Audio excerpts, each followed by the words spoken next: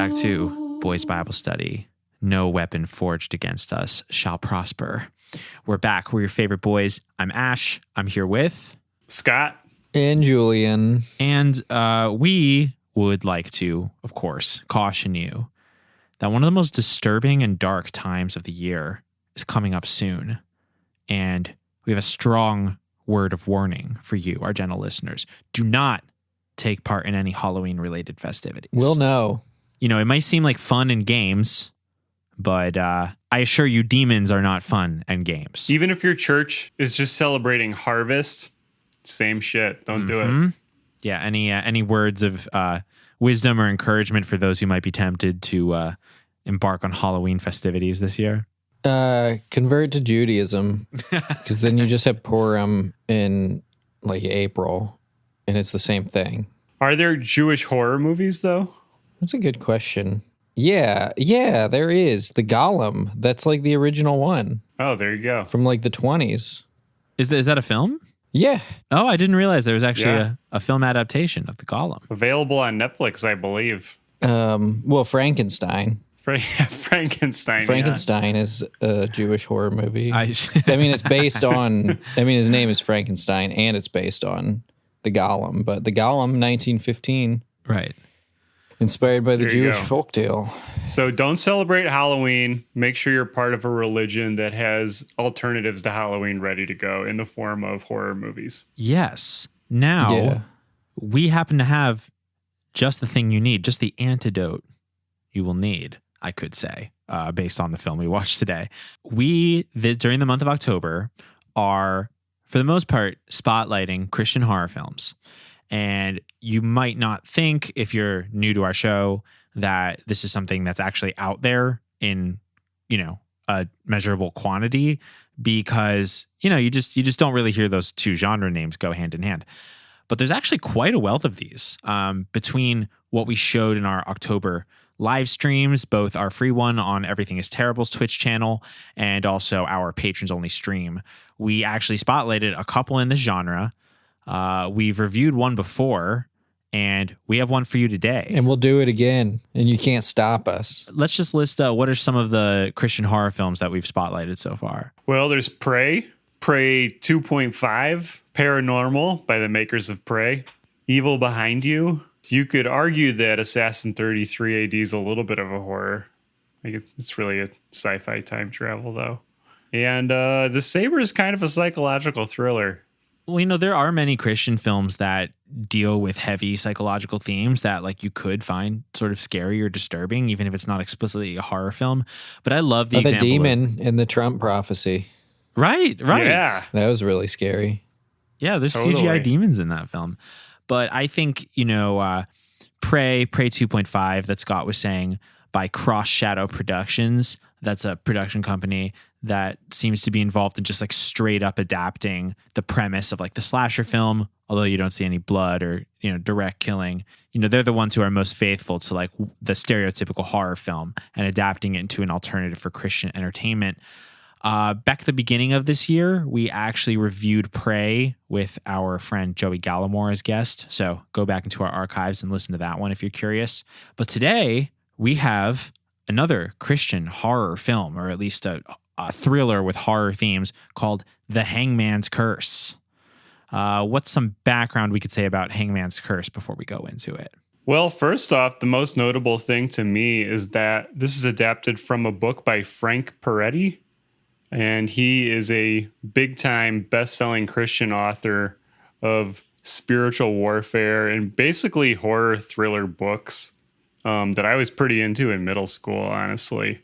And he had a really good run, at least 80s through 90s. And it looks like 2000s as well, because he had 3 movies based off his books come out in the 2000s. Damn, that's a lot for... I didn't realize they all came out so close to each other. What are the other ones? The Visitation that came out in 2006, and House. He wrote a book called House, and there's a movie based on it as well. Howsu. Yes, Frank Peretti, notably the writer of Howsu, beloved Japanese surreal horror comedy. Yeah, Frank Peretti, the king. Before we were recording, you said, Scott, that one of his books was like your most anticipated childhood book, like the way that some kids went to midnight book sales of the Harry Potter new stories in the franchise.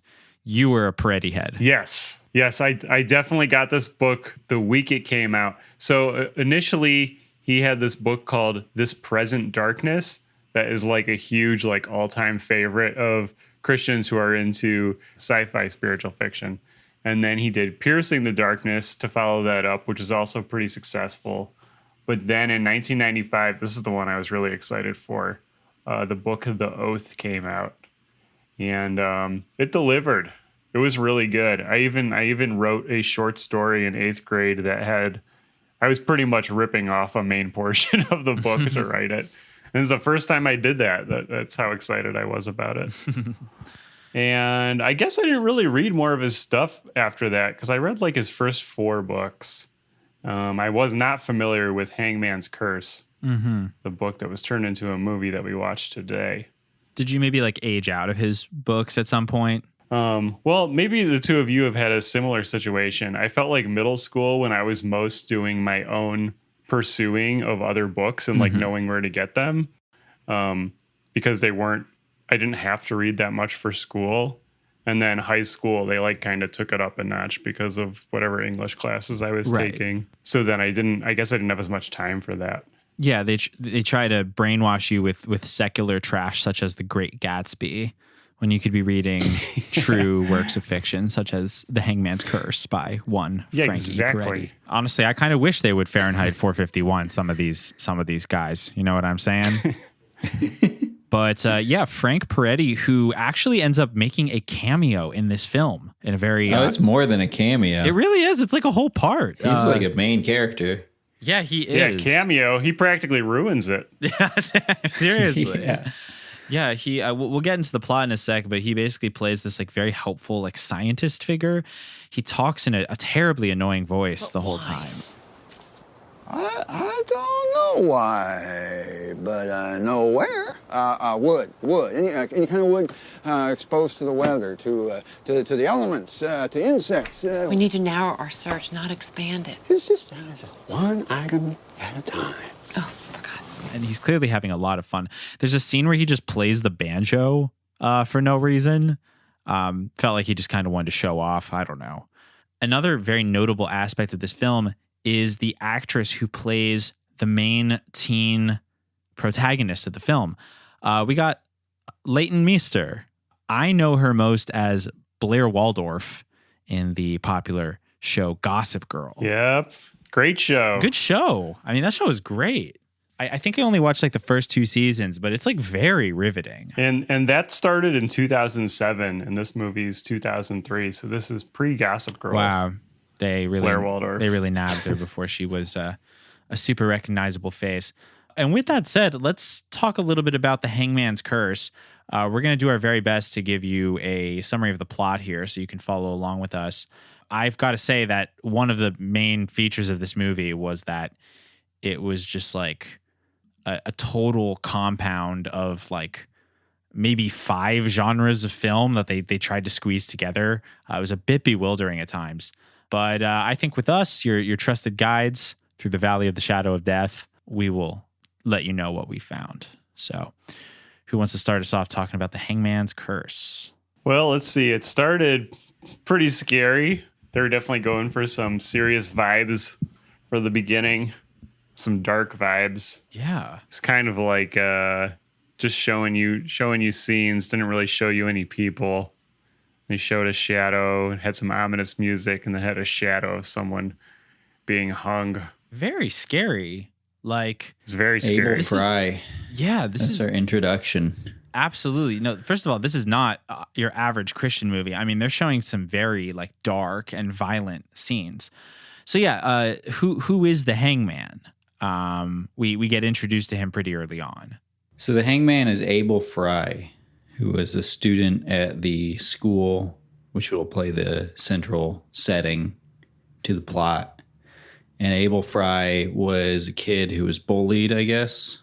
And, we learned this throughout the movie, but he was basically a high school misfit who ended up taking his own life. And he is essentially the boogeyman of the story, as jocks from all positions of the football team are I guess they just collapse in a fit of hysteria as they see his ghost. Yeah, they see his ghost hanging, and there's this crazy black and white filter that they put on that like streams light out, and you're dying basically when you see that. Yeah, and even though it's never clear what happens to the kids after. No. Yeah, at the very end of the film, which of course, as always, in the interest of describing the story, we will be spoiling the plot. So be aware of that if you want to watch this film before we talk about it. But at the end of the film, one of the football players who survives, or at the very least, he's in the movie until the end. He does say something like he's praying to God, and he's like, "Thank you for healing my friends," which led me to believe that none of the kids actually die. Who get this hangman's curse. I could be wrong. Certainly you're supposed to infer that because the fucking kids on the football team are dropping like flies. And every time somebody drops down, they say, Abel Frye. And they're seeing hallucinations. Abel Frye! And I think Abel's got him. Abel. So, very concerning. Why didn't they shut down the fucking school? I don't know. That was really irresponsible. Yeah, but they do have a secret weapon up their sleeve. So in order to solve the mystery of what's going on with the hangman's curse, the school hires a family, an undercover family that goes by the name the Veritas Project, which if you're someone who follows contemporary politics, that name is eerily similar to something kind of infamous. Julian, would you talk about the Veritas Project and Project Veritas similarities? Yeah, so the Veritas Project is a family of privately funded undercover operatives who investigate supernatural occurrences. And I guess you could say that they have a conservative Christian bent to their beliefs, and Project Veritas is an independently funded undercover right-wing quote-unquote journalist, investigative journalist outlet headed by James O'Keefe, who is notorious for getting the organization Acorn shut down. Right. When he, if you just, look that up, he's a very, very bad person. And he goes undercover. Like, that is an example of him going undercover dressed as, I guess you could say it's like a simulacrum of a pimp from the 70s.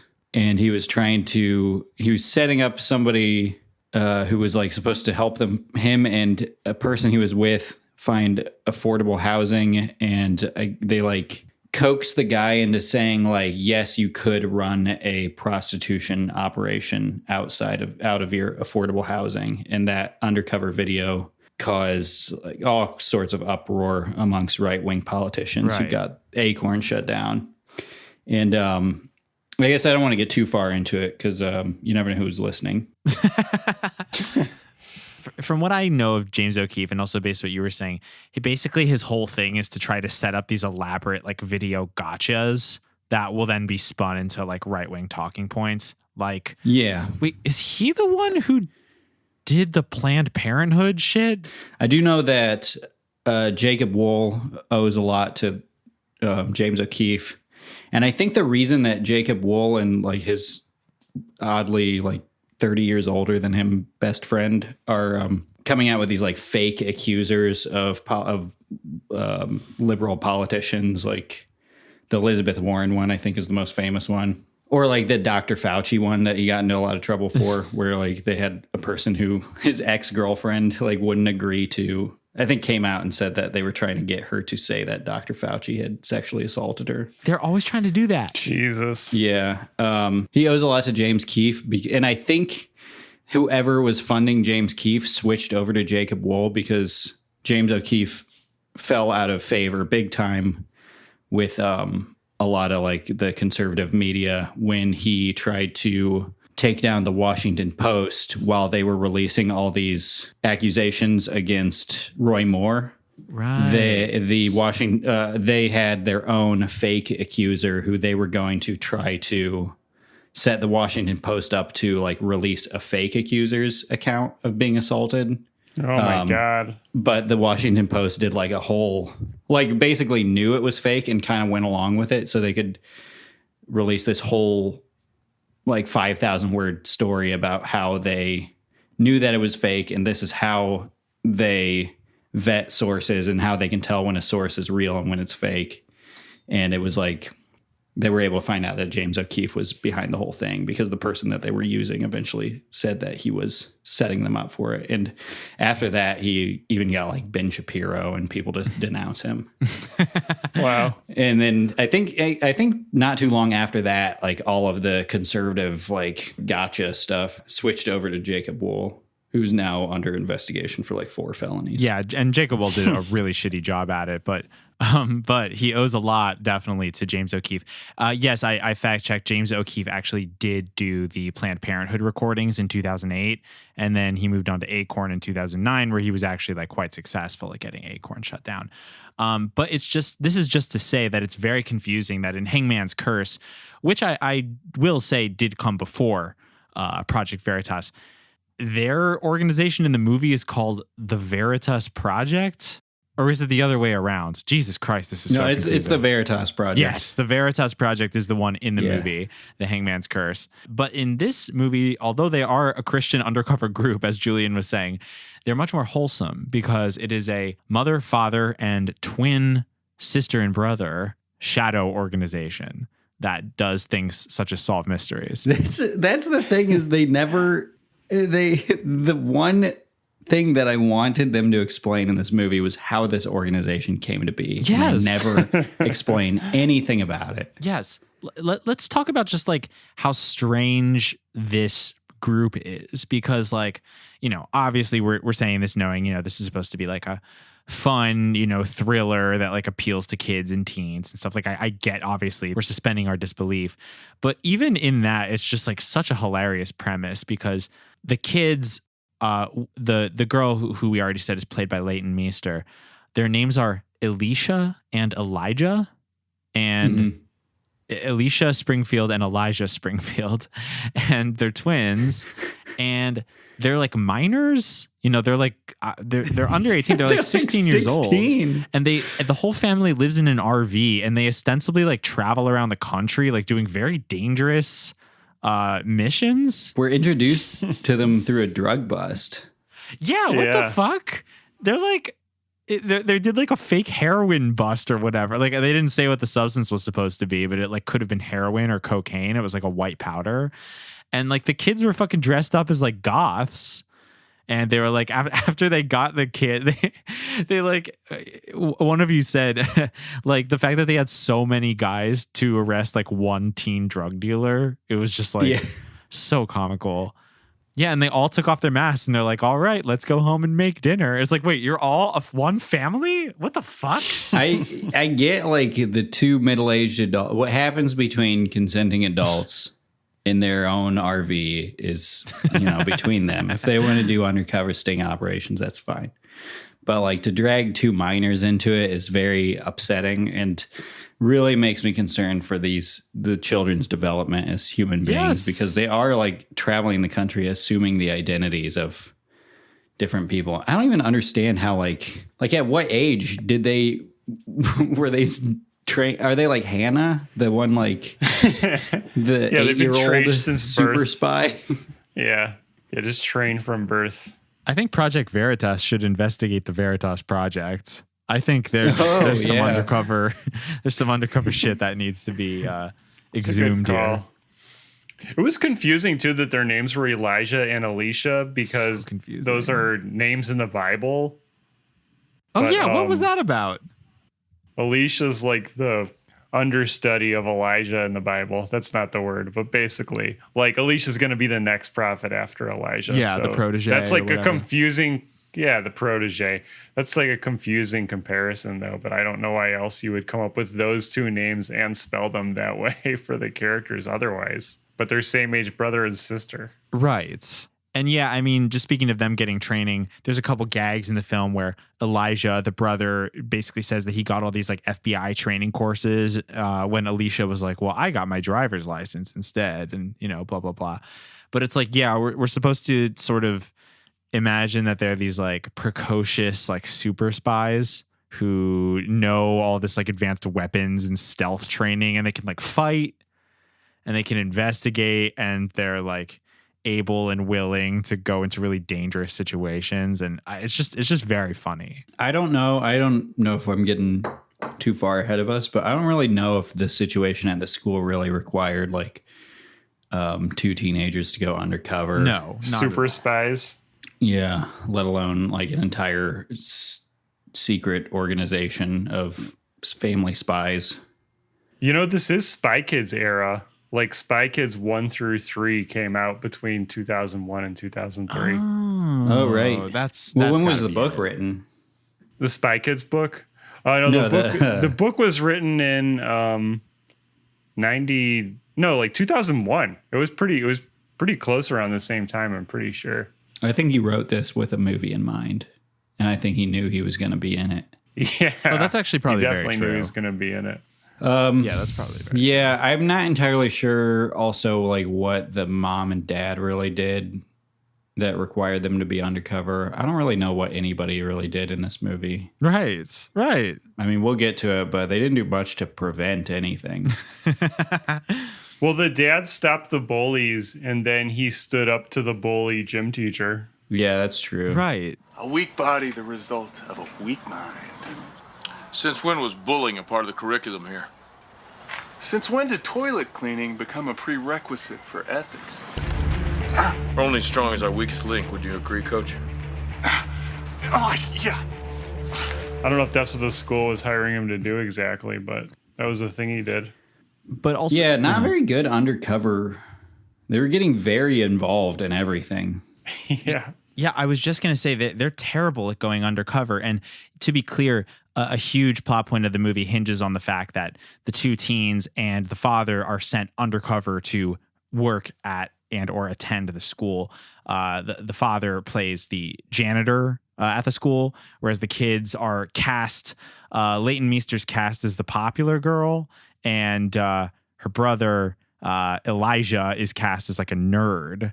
But as Julian was saying, they are so like present, like they stick out like a sore thumb.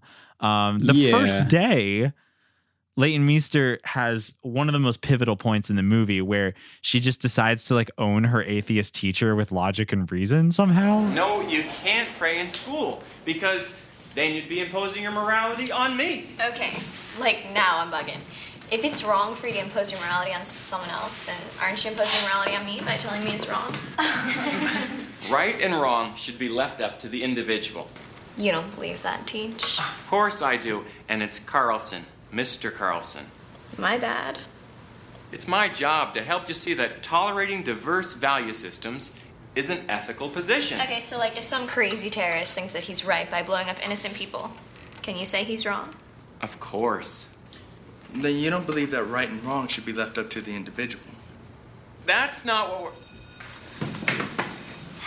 This is literally her first day of school. Like, you got to sit down, honey. In the movie, she argues with him about the separation of church and state, essentially saying that you should be allowed to pray in a public school, which is, of course, what that argument is about. And you go to any school, and if you start praying, you're going to the principal's office right away. But in the book, she gets into an argument about evolution with the teacher. Oh. Essentially, I don't know if they're really meant to investigate any crimes, but I feel like they're like funded by the Koch brothers to go undercover in public schools and like steer the discourse towards like libertarianism. You know what? This movie makes a lot more sense now, just understanding that the real reason the family is there is to basically be, a moral Project Veritas. They're absolutely a right-wing psyop that is, being put into schools by the Koch brothers. Like the fact that they solve dangerous supernatural mysteries is like secondary to their cultural importance. It's like those there's this whole series of videos that are like ABC journalism videos, but they're funded by like super rich right-wing people, and they're meant to be played in schools, and they're all about like how like homeless people don't want to work, and like they're like these crappy, I forget who does them. But that's essentially what the Veritas Project is doing in this film. Right. Absolutely. So, setting the scene here, we have a hangman's curse that is affecting for some reason, just the jocks in the school so far are getting it. In order to solve it, we have a crack team of secret agent family members who are undercover. And at this point, we start to get introduced to the social workings of the school. We meet the different stereotypical high school subcultures, and we see how they interact within the context of this high school. And they're getting bullied. These jocks are really bullying nerds at a high rate, or that's how the movie would have us believe. Yeah, like everybody gets shaken down for lunch money. Another very like high school cliche. It's like everyone only has $2 in their pocket, to buy lunch. So yeah, there's the jocks who are also the ones who are falling victim to this curse. They definitely in some ways have some kind of vengeance coming because every goth that comes in, every nerd that comes in is subject to torment by the jocks. And those three subgroups and like the popular girls, those are basically the four social groups that we run with as we're getting introduced to the school. The goths are of primary importance. They play a pivotal role as the film goes on. They seem to have a connection to the ghost that is being investigated. They're vague about what that is, but we see them speak mysteriously around corners about what's the character's name? Oh yeah, Abel Frye. Yeah, Abel Frye. Abel Frye is the young man who unfortunately committed suicide by hanging in the school. And he's become sort of as we said before, he's become sort of a cult figure. And he's whispered about in hushed tones by the goths who you get the impression that these goths almost like worship him or revere him as some sort of like misfit deity. Yeah, they really seem to look up to him in some way. And they talk about how he's watching them and how he has their backs more or less. Mm-hmm. Just wait. I can't stand this anymore. Look, just look around you. Okay, Abel has our backs. All we do is show Abel which one. I mean, we're flipping the script. Now, that's real power. So, yeah, we also meet some nerds. Elijah falls in with the nerd group. There's one nerd in particular who may play a pivotal role later, who gets introduced as like kind of an unlikely love interest. Although they never actually, start dating. Leighton Meester's character ends up dating a jock for a bit, but there's sort of a little like spark between them. They're like talking to the class pets together. They're looking at the snakes, and she's picking up the snake, and he's like, "Ooh, I've never seen a girl pick up a snake before." Yeah, the snake from Africa. Very important to remember that. Yes. At this point, the nerd of interest, his name is Norman. He says, "Oh yeah, I got this bug or this snake or whatever in Africa when I was there." Which that seems like a customs nightmare, first of all. I don't think you're allowed to do that. Snakes on a plane? That's right. no good. Right. He has permits. Did that movie come before or after The Hangman's Curse? I want to say it was before. After. Oh, really? Oh, I think after. Oh, yeah. You're right. Yeah, maybe considerably after, actually. Now I think about it. Which only I remember because I remember seeing snakes on a train in the video store before it came out. Yeah. So let's see. Anything else about the goths? I mean, I guess this is to say that there's two main goth characters, Ian and Crystal, who are like maybe dating. And Crystal does these like really evocative like drawings that sort of tend to like represent some of the the people who end up getting the hangman's curse. Like she'll draw like really sadistic, dark portraits of the jocks, and then they get the curse. And Ian is, just your goth boy who all the jocks bully. And it's basically you're built up to think that these goths are the ones who are trying to kill the football players. And, they do worship this character that, the victims sort of see in their hysterical fantasies. But it turns out to be a big red herring. The Veritas Project family starts to uncover that there's actually a more loosely scientific explanation for what's going on here. Yeah, is that where they discover the spiders? Yeah, we can start talking about the spiders. Yeah, they discover it's spiders.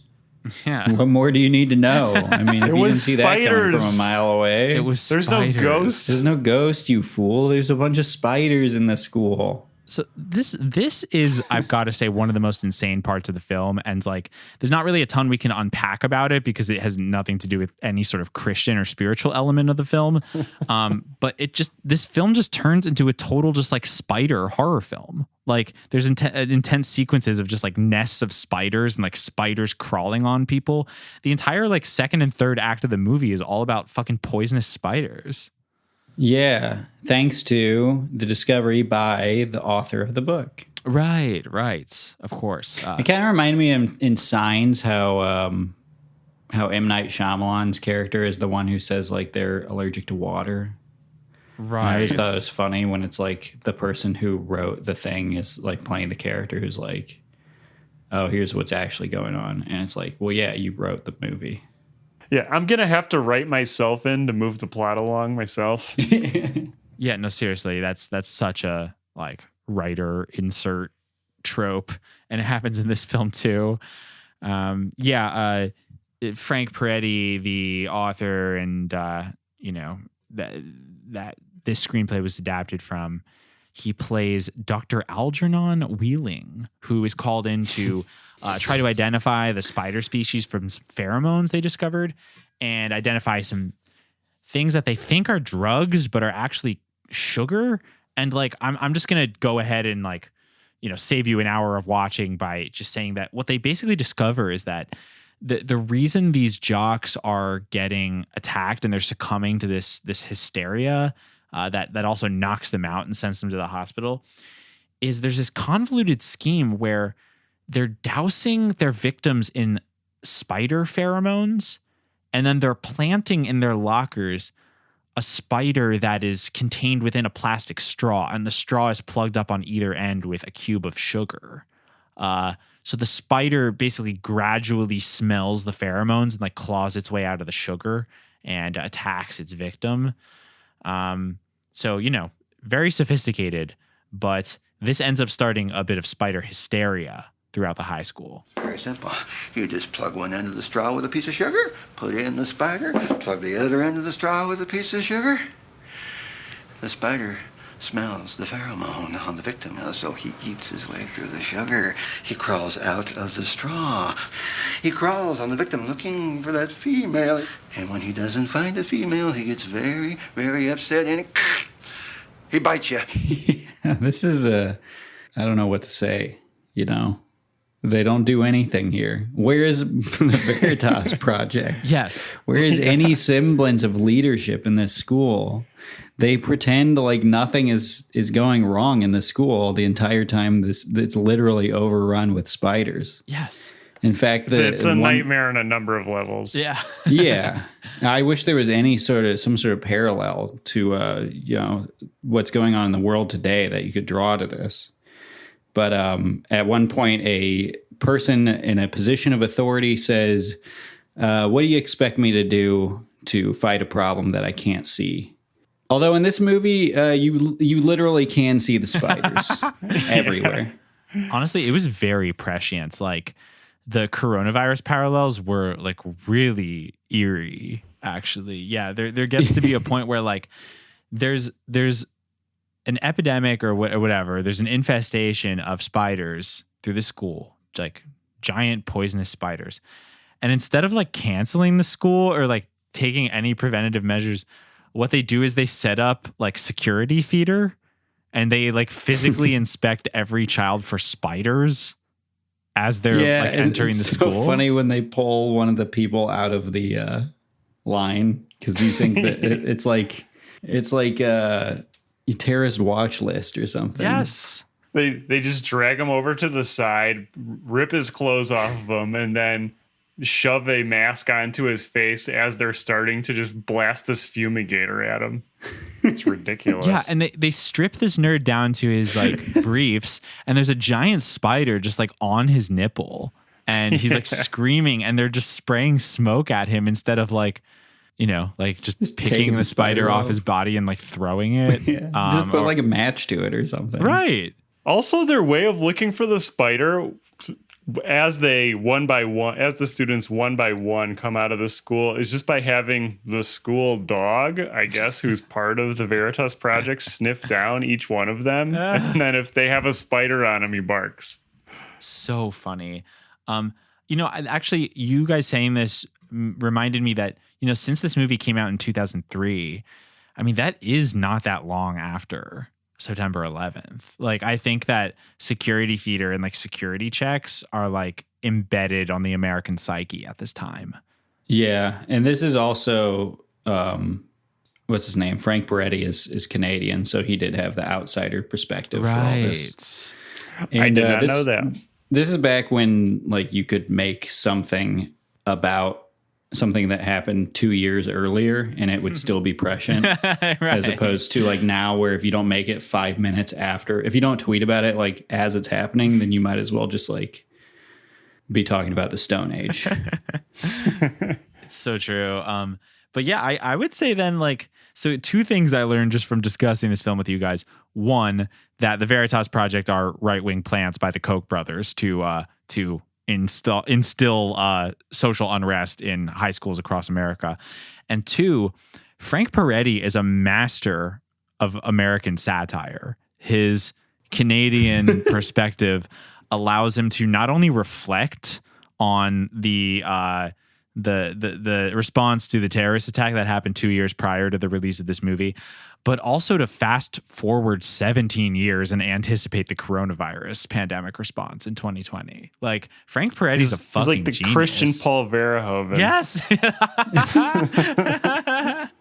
I mean, honestly, you could say the Christian themes are like in itself part of the parody and satire. Whoa. So he could just be straight up Paul Verhoeven. Wow. Oh my God. Yeah, because remember there was that point, Julian, where you were like, where's the Christian part of this? Because it had been so long before we heard anything. And then she starts saying the Lord's Prayer all of a sudden. Okay. Yeah, as she's being covered in spiders. Okay, great segue, because I really wanted to talk about, because there's only a handful of times, let's go down the list of all the Christian moments in this movie. The argument with the teacher. Of course, yeah. The dad has a cross drawn on his forehead when he's doing the undercover drug bust. Oh, yeah, wait, what the fuck's up with that? I don't know. That's like the only bad people are goths, which is also really funny. Yes, that, yeah. Yeah. Yeah, they dress they're up as very fake scared goths. of goths. Well, she's wearing a necklace too, Blair Waldorf is. And her boyfriend to be says, "That's a nice necklace. You a religious freak or something?" She says, or something. I totally missed that part. That's a nice necklace. You a religious freak or something? Or something. You believe in the hereafter? Most definitely. Oh, and when they say grace at the end. Yes, there's a scene where they say grace. There's also a moment. Yeah, I mean, obviously the Leighton Meester owning the atheist teachers is the best part. I feel like there was one other part. There's a point where Elijah is like telling the goths like about Abel Frye. He's like, playing around with spirits is bad. Wait, look. Fooling around with spirits is dangerous. Yeah, so is the school. You just don't know what's behind that door that you're opening. Oh, I know. No, you don't. Abel Frye is one of us. He's the only hope we have in this place. Like, there is sort of a message in this film that like it's bad to mess with the occult. Like this is another one of those like like occult exploitation Christian films. That's like, it's bad to mess around with the occult. Don't do it. However, we're going to present you with like a titillating film that draws on these themes that you can be entertained by as you're denouncing it in your mind. Oh, another reason you know it's Christian is because they de-gothify the goths towards the end. Yes, they deprogram the goths. Yeah. After they find out the truth. Yes, after they find out who we'll reveal in a moment. Well, I guess we already kind of hinted at it, but after we reveal who actually is responsible for the Hangman's Curse mischief, the main goths of the movie, Ian and Crystal, become like neutered, basically. Like we see them at the end and they're wearing like just like jeans and a t-shirt and they're like playing frisbee with all the main characters, and it's like they fucking got deprogrammed. Like, yeah, so funny. They're saved. Yep, that's how it works. Which was very similar to our recent discussion of 20 Minutes to Go, because in that movie too, the punks turn to preps at the end. Yeah, that's what a happy, well-adjusted person dresses like. Punks to preps. Mm-hmm. Farnsworth Bentley. The punk to prep pipeline. So, shall we reveal who the big bad was, as Joss Whedon would say? Go off, King. The big bad is Norman, the nerd. Mm-hmm. Turns out he smuggled in some spiders from Africa, West African pygmy spiders, I believe is what they're labeled, even though, Ash, you did point out they are. What are they? Oh, well, it's just that. So, just a little background. I'm a bit of a spider freak myself, one of my many passions. And it's just one of those things where they referenced a real breed of spider. They referenced African wolf spiders. I'm sorry. No, it's okay. Way off. It's just that, there's these just African wolf spiders specifically that are native to Africa. But in the film, obviously, they just use tarantulas. Like at one point, he's like, "This is a different breed of spider," and he holds up what is a red knee tarantula, which is just like your most common like cliche pet tarantula. Ooh. And he's like, "Oh, Neil deGrasse Tyson over here." To be fair, Ash, have you seen a crossbred African wolf spider with a brown recluse? You know what? I cannot tell a lie. I have not seen that. And so I, will suspend my judgment until I'm presented with the evidence. Until Project Veritas gives us the final answer. Yeah. The dossiers are released by the U.S. government. And also, like, while I'm on the spider tip, like, I just want to say, like, spider bites are widely overreported. Everyone thinks they got a spider bite. No, it's usually something else, like a localized staph infection. Spiders don't just go biting people. Like they literally don't even know you exist. Like they don't perceive things the way that like mammals do. If you like touch them, if you try to like pick one up or like, you get in proximity and like threaten one, then yes, they could bite in self-defense, but they just don't do that. And so, what if you plant the right pheromones on $1 you're going to give somebody, though? That it is possible. Okay. I'm not going to stand here and say it's not possible if you're covered in spider pheromones that you could get the Hangman's Curse. But there you go. Also, what was fucked up before we get too close to the end, the school put on a musical. Oh, yeah. About The Hangman's Curse, which is essentially about a student at the school who hanged himself on school property 10 years prior. Jesus Christ. Like, not like 150 years ago. This was right. A decade before. Like, we meet relatives. When was Norman the nephew or the cousin of what's his name? Alder? Of Abel. Of Abel. Yeah, Frye. he's Abel. I think he's like the nephew or cousin of Abel. Yeah. The Hangman's Curse. The hanged man. Like he still goes to that school, and they're putting on a big production about him hanging himself. Right. Like this school deserves whatever. Like this school should be shut down. Yeah. I guess this just goes to show you what happens when you don't allow prayer in public schools. There we go. You glorify things like suicide. Right. Yeah, when you say that morality is just completely up to the individual, this is what you have. Yup. A musical reenactment of a seriously depressed student's suicide.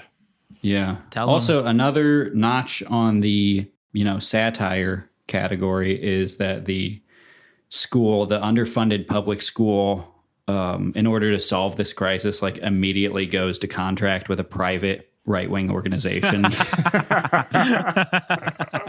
instead of like, I don't know, trying to get to the source of like all the bullying and child abuse going on in their school. Seriously. They said we should get counselors. What do you think? Oh, no, I got a much better idea. Yeah. This is going to work way better. Yeah. No school counselors. We'll go to the ghost hunters. Yeah. Hire a team of ghost hunters, and also don't just like shut down the school for a week and fumigate the spider infestation. Like manually check each nerd's nipples for spiders. Look, the kids want to go to school, okay? Yes. They want to learn. We got to get back to normal, okay? We have to, we can't let the spiders, do not let the spiders control you. No. Listen, you heard what I said. I mean, the chance of a spider bite is very low. And even if it's deadly, it's very low. So we can't live in fear, like you said. Let's just go, let's go back. The chance of getting bitten by an African wolf spider is like, it's the same as getting bitten by a common household spider, okay? Sure, the mortality rate is 10% higher, but who cares? Right. And come on, are you afraid of a spider bite? Come on. Yeah, come on. It's good to see you without your spider mask, brother. It is like, I know we already discussed this, but that scene at the end where Leighton Meester is like being chased by the nerd villain, and she ends up falling through the floor and landing on a giant pentagram that, mind you, the Goths have been using throughout the film to worship the spirit of Abel Frye. And she's literally wearing a face shield, like the type that you see some people wearing nowadays. And she's like lying there, and, there's spiders just descending on her. And the nerd cuts a hole in her like protective suit so that the spiders can go through. It's like, it was way too fucking spot on.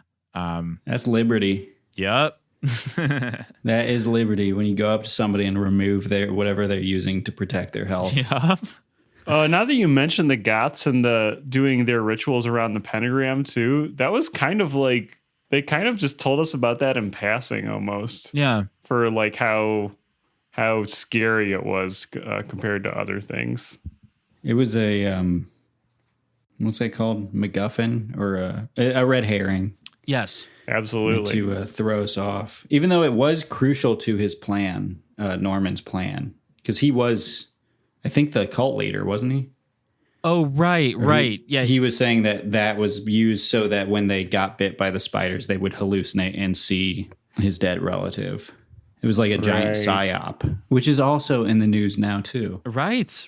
No, he was doing like nonlinear warfare, and he was like funding the Goths in the means of like, he was like gassing up their fantasies related to the ghost of Abel Frye, so that it would create a culture in the school where people were aware of this curse and were preoccupied with it, so that the spider bites would create delusions. It was very sophisticated psychological warfare. Remember that kid that built the clock and he got like arrested and then he went to the White House? Like, that is, they thought that kid was Norman. Right. Cool spiders, Norman. Want to take them to the White House?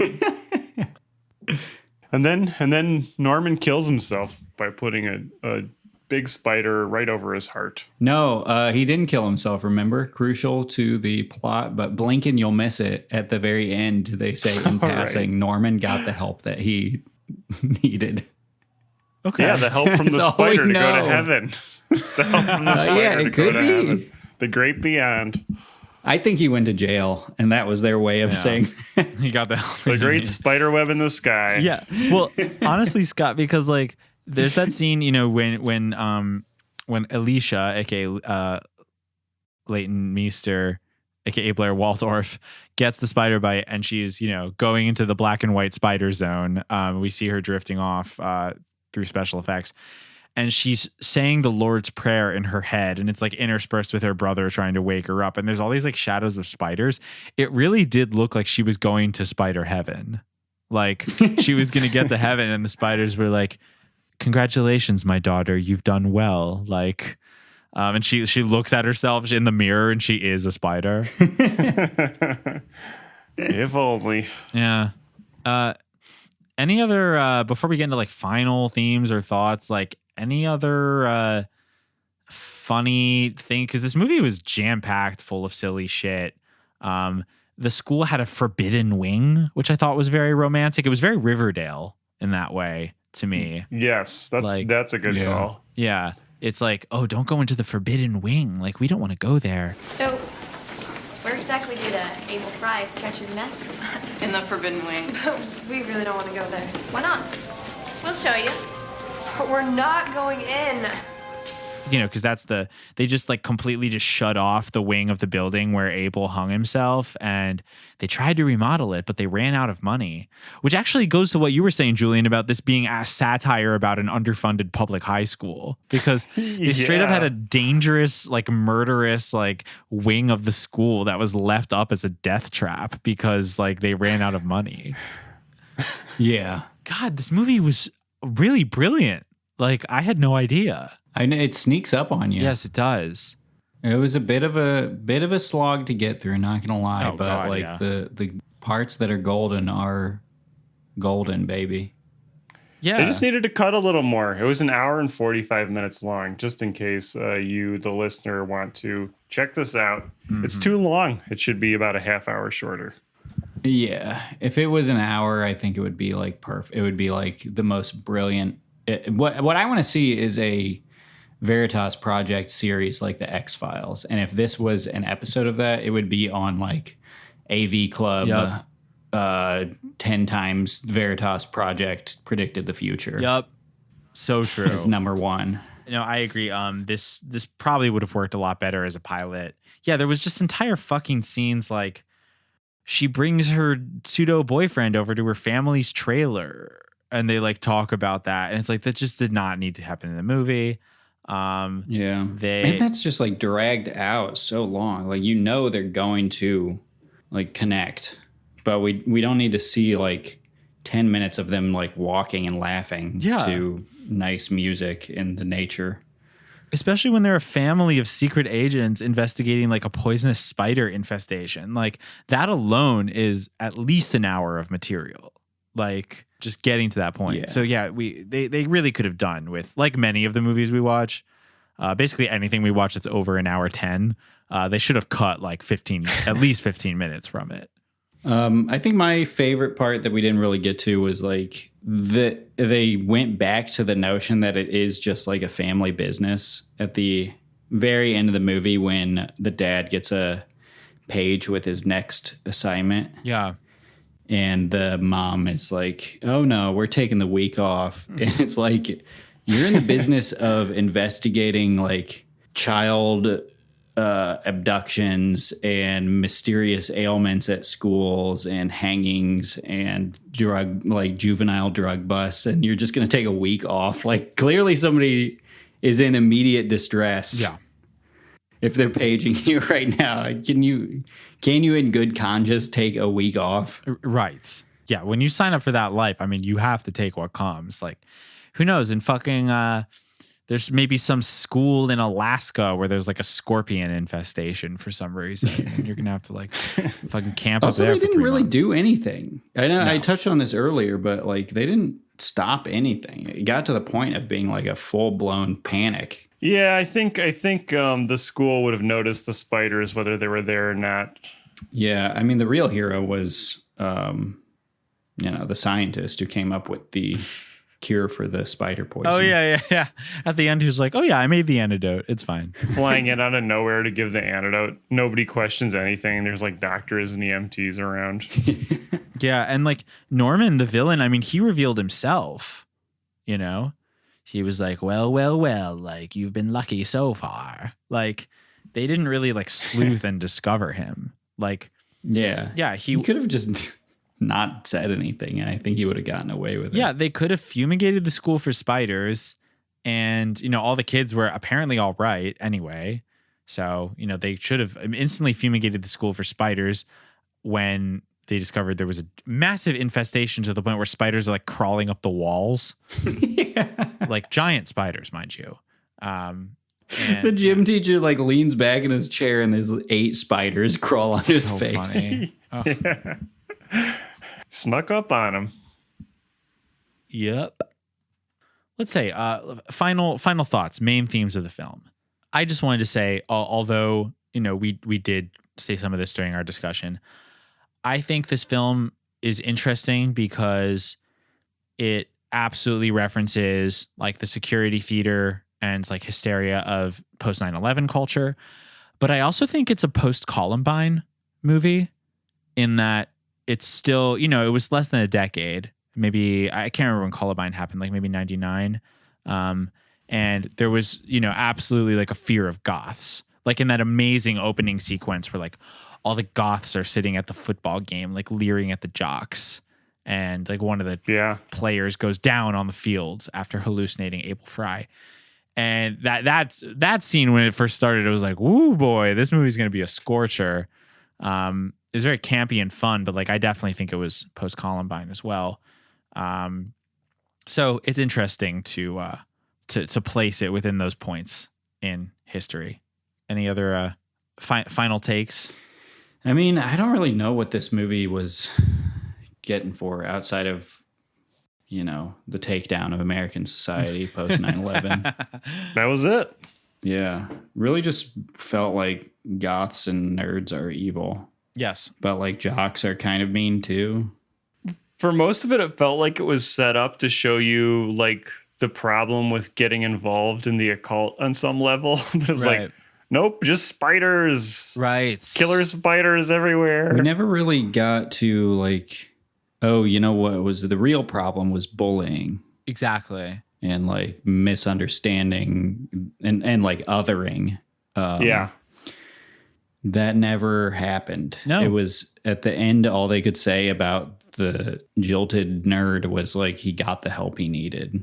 Yeah. And they made the people who looked different, they just made them look the same as everyone else and they were fine. They de-gothified the goths. Yeah, I think that was the fundamental failure of this film was that like, if we're evaluating it from the Christian movie genre lens as we do, this markets itself as a Christian movie. It flirts with some ideas like playing with spirits is bad and, prayer in school is good. And, her saying Psalm 23 and them singing the doxology at the end for some reason. But it really fails at its Christian message. It tries to be an anti-occult film, but it's clearly occult exploitation. Like it's clearly just like trying to entertain and titillate you with the same things it tells you to avoid. Like it really doesn't work as a cautionary tale. No, but now that you mentioned that, it is kind of helps enforce it be a Christian movie too, because for it to work at its best, you have to already be coming from this angle of believing in the supernatural to a bit and knowing that getting involved in this stuff is inherently bad. That's true, because this is a very science-minded family. You know what I mean? Like they're looking at shit under a microscope, but they also their goal, I mean, they're trying to figure out what's going on, but they're not necessarily coming at it from a skeptic's position. Like they're not coming at it saying like, oh, this can't really be a curse.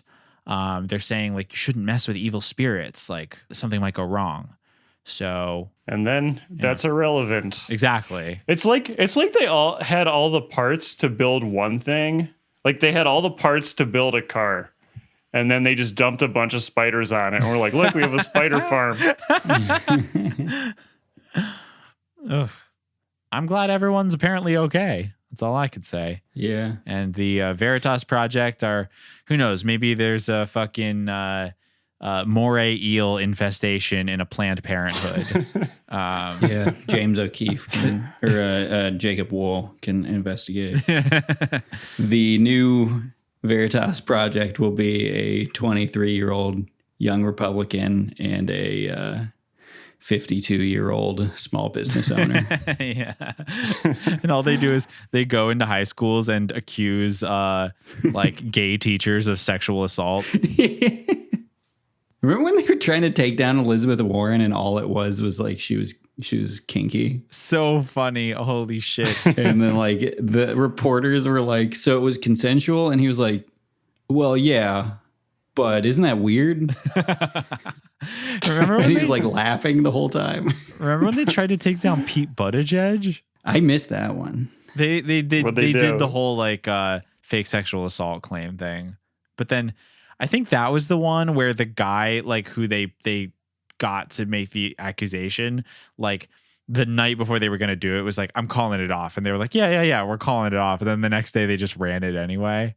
Oh yeah. Yeah, that is true. These guys are fucking insane. I remember that. American heroes. I wonder if like their long game is to just like discredit people who accuse other like victims. Oh, that's interesting. I feel like that might, and the more I think about it right now, I'm like, oh, this might be like a secret long con. That's interesting. By like, the people who are backing Jacob Wool. Not, I mean, he's not by them. They think clearly. they think they're just trying to trigger the libs using what they see as their own system. But no, you're right. The people who are putting the money in maybe are smart enough to have anticipated that type of long game. Very interesting. But now I'm depressed. Yeah, that's what a good discussion will do. So let's close out our discussion of the Hangman's Curse with the official Boys Bible Study rating. What do you say, boys? What do you think of this film? I'm going to say that this is genuinely, if you look at it in the complete opposite way of what it was intended to be, it is, as we have discovered, it is one of the most prescient, cutting takedowns of life in America of the past 20 years. I'm going to give it 4 out of 4 spider bite antidotes. Oh. I agree with Julian. This really is a Paul Verhoeven level takedown of American culture and ideals and connecting stuff in a way that makes sense while totally missing the point. So really excellently done. Just needs some time shaved off of it. I'm going to give this movie 1,000 spiders out of 5 goth kids. Yeah, like you guys, for the reasons we discussed, I think this is a cutting satire. I also thought it was a delightful romp full of, many fun thriller movie tropes. I mean, come on. Spiders, goths, demons, secret agents, brother, sister, tag team. Really fun stuff. I'm going to give this one $60 for an eighth. Okay. Because that's about what you're going to be spending if you buy from a high school student in a suburban town like this. So get ready for that one. And make sure your dealer doesn't also deal in spider pheromones, because that can lead to trouble. Yeah, make sure. Listen, if you get change from your dealer, if you're like, hey, listen, can you break 100? Have your dog smell the bills before you keep them on you, because your dog will know if they're infected with a brown recluse or African wolf spider pheromones, which could come in handy. It could save a life.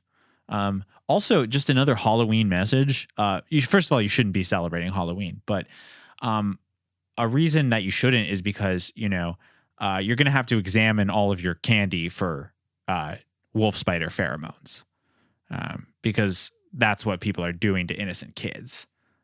They're spiking their trick-or-treat candy with spider pheromones, and it's caused an epidemic. It's horrible. It's horrible. Horrible what these people do. Don't fuck with spirits. Don't trick-or-treat. But do spend your October with Boys Bible Study, because like I said, for the rest of the month, we will be spotlighting Christian horror films. So we have a couple more of those coming for you. Thank you so much for listening to this episode of Boys Bible Study. If you'd like, we have a Patreon, patreon.com/Boys Bible Study. If you pledge $1 a month, you get access to our monthly live streams. We just did October. We're planning our November stream already, so join us. If you pledge $5 a month, you get access to the bonus episodes. And lastly, we want to thank very strongly our patron saint members at the $20 tier. Thank you so much to Nicole and Marissa and Russell. From all of us here at Boys Bible Study, Ash, my co-hosts, Scott and Julian. As always, we would like to say, peace be with you. And with you. And with you. Forgive me, Father, for I have sinned. I feel your love in me, it's coming from within. Oh my God, my devotion is so unwavering. Divine emotions when you enter me.